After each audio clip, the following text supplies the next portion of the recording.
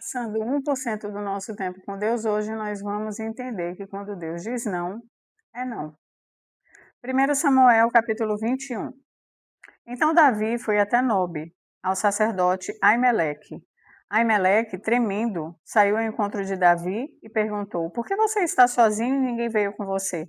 Davi respondeu ao sacerdote Aimeleque: O rei me deu uma ordem e me disse que ninguém deveria saber por que ele me enviou e qual a tarefa que ele me incumbiu. Quanto aos seus soldados, combinei que me encontrassem em tal e tal lugar.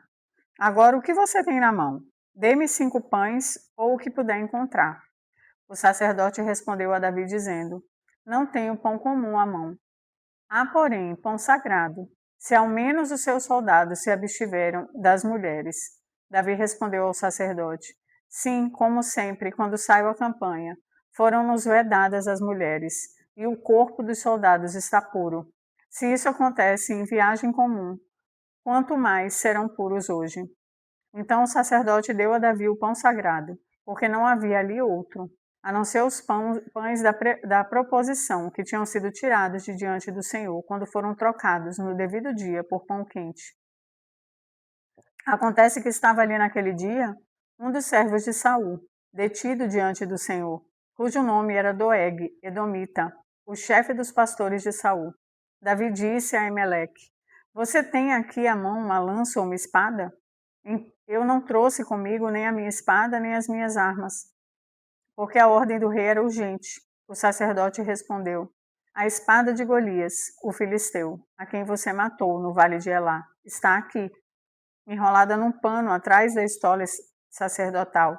Se quiser levá-la, leve-a, porque não há outra aqui a não ser essa. Davi disse: Não há outra semelhante. Dê-me essa espada. Naquele dia, Davi se levantou e fugiu de Saul.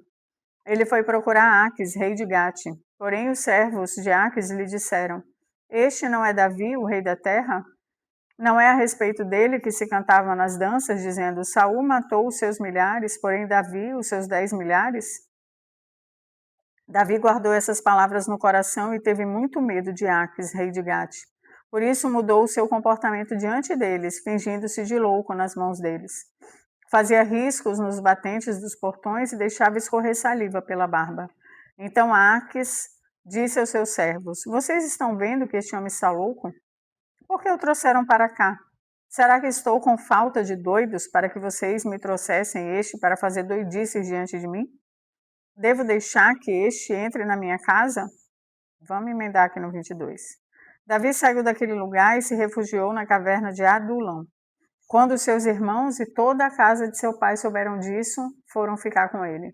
Ajuntaram-se a ele todos os homens que estavam em dificuldades, os que tinham dívidas e todos os amargurados de espírito.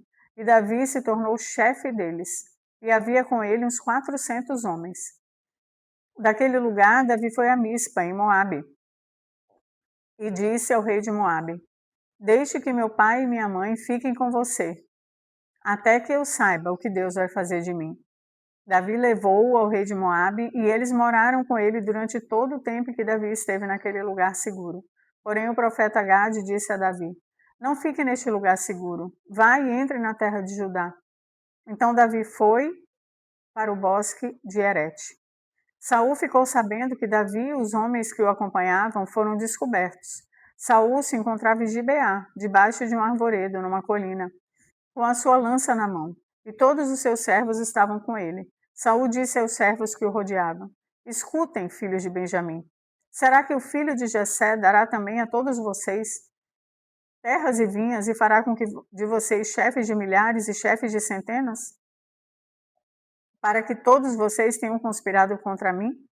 Não houve ninguém que me avisasse que o meu filho fez aliança com o filho de Jessé.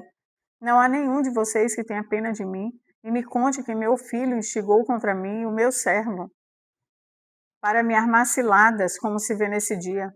Então Doeg, o edomita, que também estava com o servo de Saul, disse: Eu vi o filho de Jessé chegar a Nobe para falar com Aimeleque, filho de Aitube. A pedido dele, Aimeleque consultou o Senhor. Também lhe deu o mantimento e a espada de Golias, o filisteu.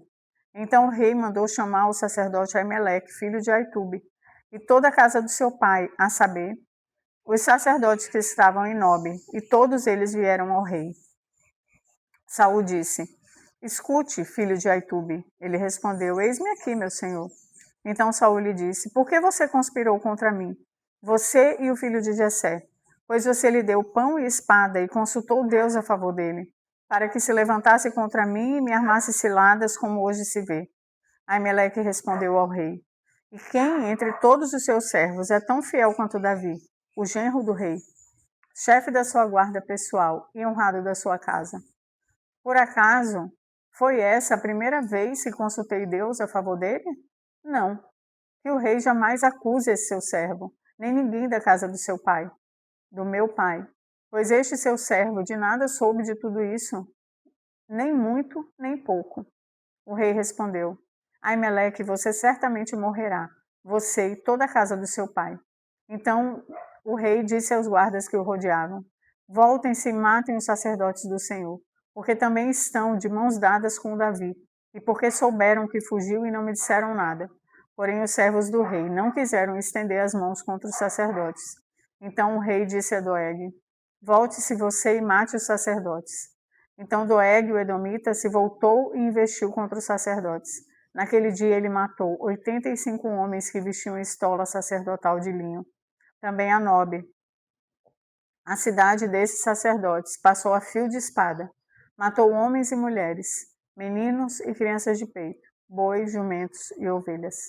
Porém, dos filhos de Aimeleque, filho de Aitube, um só, cujo nome era Abiatar, se salvou e fugiu para Davi. Abiatar anunciou a Davi que Saul tinha matado os sacerdotes do Senhor. Então Davi disse a Abiatar: Naquele dia, quando vi Doeg, o edomita, estava ali, eu sabia que ele não deixaria de contar tudo a Saul. Eu fui à causa da morte de todas as pessoas da casa de seu pai. Fique comigo, não tenha medo, porque quem procura a minha morte, procura também a sua. Mas comigo você estará a salvo. Que luta, hein? Que luta para quem descobriu e foi ungido como rei. Às vezes a gente recebe uma promessa de Deus e a gente acha que ela vai acontecer como mágica. Que agora vai ser tudo legal, tudo vai fluir, mas nem sempre é assim. Eu diria que a maioria das vezes não é assim. Davi, apesar de saber quem ele é e o que ele se tornará, começa uma batalha. Primeiro sozinho e depois se juntam a ele um monte de pessoas esquisitas. Pessoas com dificuldades, endividados, amargurados de espírito, e Davi se tornou o chefe deles. Essa é mais uma prova que não devemos esperar as coisas ficarem perfeitas para darmos os nossos passos necessários até alcançar aquilo que Deus prometeu. É mais uma prova que não cai do céu, pronto. Uma promessa de Deus é uma garantia de que vai acontecer. Mas nós precisamos colocar a mão na massa. Capítulo 23. Então disseram a Davi: Eis que os filisteus estão atacando a cidade de Keila e saqueando as eiras. Davi consultou o Senhor perguntando: Devo ir atacar esses filisteus? O Senhor respondeu a Davi: Vá, ataque os filisteus e livre a cidade de Keila. Porém os homens de Davi lhe disseram: Temos medo aqui em Judá, quanto mais indo a Keila lutar contra as tropas dos filisteus. Então Davi tornou a consultar o Senhor e o Senhor lhe respondeu: Levante-se e vá até Keila, porque eu estou entregando os filisteus em suas mãos. Então Davi e os seus homens foram a Keila, lutaram contra os filisteus e tomaram todo o gado deles, e causaram grande matança entre eles. Assim, Davi salvou os moradores de Keila. Aconteceu que quando Abiatar, filho de Aimeleque, fugiu para junto de Davi em Keila, levou a estola sacerdotal. Foi anunciado a Saul que Davi tinha ido a Keila. Então Saul disse: Deus o entregou nas minhas mãos, está cercado, pois entrou numa cidade de portões e ferrolhos. Então Saul mandou chamar todo o povo para a batalha, para que descessem aquele e cercassem Davi e seus homens. Quando Davi soube que Saul maquinava o mal contra ele, disse ao sacerdote Abiatar: Traga aqui a estola sacerdotal. Então Davi orou: Ó Senhor, Deus de Israel, teu servo ouviu que Saul de fato procura vir a Keila para destruir a cidade por minha causa. Será que os moradores de Keila me entregarão nas mãos dele? Será que Saul virá mesmo, como teu servo ouviu? Ah, Senhor, Deus de Israel, revela isso a teu servo. E o Senhor disse a ele: ele virá. Então Davi perguntou: e será que os moradores de Keila me entregarão, juntamente com os meus servos, nas mãos de Saul? O Senhor respondeu: entregarão.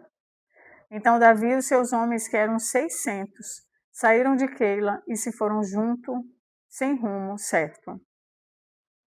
Quando foi anunciado a Saul que Davi havia fugido de Keila, deixou de persegui-lo. Davi permaneceu no deserto, nos lugares seguros, e ficou na região montanhosa do deserto de Zif. Saul buscava-o todos os dias, porém Deus não o entregou nas suas mãos. Quando Davi percebeu que Saul tinha saído para tirar-lhe a vida, ficou no deserto de Zif, em Oreza. Então Jonatas, filho de Saul, se levantou e foi falar com Davi em Oreza, e lhe fortaleceu a confiança em Deus. Jonatas disse: não tenha medo, porque a mão de Saul, meu pai, não encontrará você. Você será rei de Israel, e eu serei o segundo depois de você, o que também Saul, meu pai, bem sabe. E ambos fizeram aliança diante do Senhor. Davi ficou em Oreza e Jonatas voltou para casa. Então os ifeus foram falar com Saul e Gibeá, dizendo: não é verdade que Davi está escondido entre nós, nos lugares seguros de Oreza, no monte Aquila, ao sul de Gesimon? Agora, ó rei, conforme o desejo do seu coração, venha, que a nós nos compete a entregar Davi nas mãos do rei. Saul respondeu: que vocês sejam benditos do Senhor, porque tiveram pena de mim. Vão agora e informem-se ainda melhor. Descubram o lugar que ele frequenta e quem o viu ali, porque me foi dito que ele é muito astuto. Por isso, prestem bem atenção e informem-se a respeito de todos os esconderijos em que ele se oculta. Voltem para cá com informações seguras, e então eu irei com vocês. Se ele estiver na região, irei procurá-lo, entre todos os milhares de Judá. Então eles se levantaram e foram a Zif, adiante de Saul. Ora, Davi e seus homens estavam no deserto de Maom, na planície ao sul de Gesimon.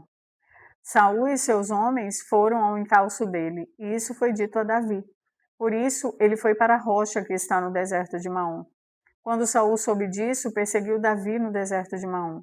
Saul ia de um lado do monte e Davi e os seus homens do outro. Davi se apressou em fugir para escapar de Saul. Porém, estes e os seus homens cercaram Davi e os seus homens para os prender. Então veio um mensageiro a Saul dizendo: venha depressa, porque os filisteus invadiram a terra. Por isso, Saul desistiu de perseguir Davi e foi lutar contra os filisteus. Por essa razão, aquele lugar se chama Sela Amalecote. Davi partiu daquele lugar e ficou nos lugares seguros, em Eu-Gedi. O verso 14 diz assim: Davi permaneceu no deserto, nos lugares seguros, e ficou na região montanhosa do deserto de Zif. Saul buscava-o todos os dias, porém Deus não o entregou nas suas mãos. Nós precisamos entender que quando Deus diz não, é não. Quando insistimos em buscar aquilo que não é nosso, não adianta. É por isso que essas fórmulas mágicas ofertadas o tempo todo rolando as telas, elas não funcionam para nós. É por isso que apesar dos 10 passos para enriquecer, 5 passos para ter um relacionamento perfeito, 12 passos para isso e para aquilo, a maneira perfeita de realizar aquilo que você quer, tudo isso não funciona para todos, porque nós não temos uma receita de bolo para a nossa vida. Porque não adianta estarmos numa estrada asfaltada, nos dirigindo para um lugar que Deus não quer para nós. Se queremos ir para o norte, a estrada pode estar lindíssima, perfeita, como uma estrada pedagiada. Mas se estivermos indo na direção do sul, nunca chegaremos lá. É isso. Precisamos primeiro saber o que Deus quer para nós. Qual é o caminho que Ele quer que a gente faça. E aí, se estivermos nele, não tem quem nos segure. Mas, se estivermos no caminho contrário, não, é não. Amém?